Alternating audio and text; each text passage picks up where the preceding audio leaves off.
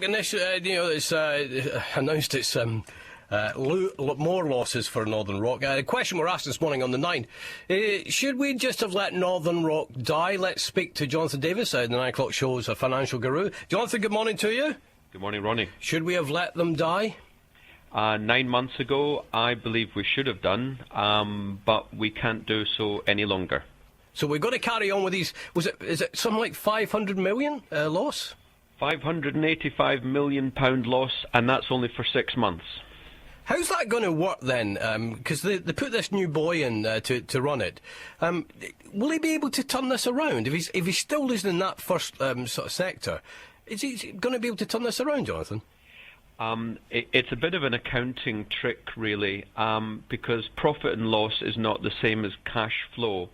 And they're making losses because of bad debts, in other words, borrowers who can no longer repay their loans, so they're having to take the properties back onto their books, but of course at reduced values. But the cash flow is actually quite positive in that they've had £9 billion of repayments from borrowers that they've been able to pay back to the government. So even though in terms of profit and loss they've made a big loss, in actual cash into the business and back to the government, they've repaid £9 billion out of all that money that they lent them. So it's actually going in the right direction as it happens. Is it still a place to put your money in to go for your mortgage, do you think? I wouldn't actually take a mortgage from Northern Rock because they're really quite uncompetitive. They're not in the business of lending any longer. They're in the business of trying to repay the government loan as quickly as possible. So they're actually discouraging people from borrowing from them. They actually want people who are currently borrowers to go to another lender, in other words, so that they can repay the loan to the Northern Rock. And the Northern Rock, as I say, can pay back the money to the government. But it is a very good place if you've got deposit money, you want to save some money in cash in a deposit account, put it with Northern Rock, because again they're looking for cash. They'll pay top dollar, for want of a better phrase, good interest rates for your money. So it's a good place to save, not a good place to borrow.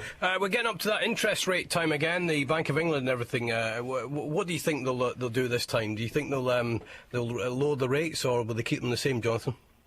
There's a strong argument for raising rates because of, as everyone knows, inflation's rising, but there's also a strong argument for lowering rates because, I believe that we're currently in recession and that actually therefore needs lower rates to help us through.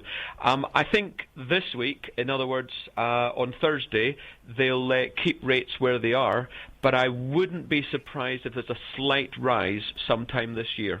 Jonathan Davis, the financial guru of the 9 o'clock show. Your thoughts as well. The other thing is, if you have an account with Northern Rock, are you quite happy to leave it there? It seems, as Jonathan was saying, they're going to get the backing of the government.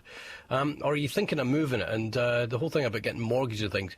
Text 07760173737, and you can email the9@bbc.co.uk, or go via the fantastic website bbc.co.uk/3countiesradio.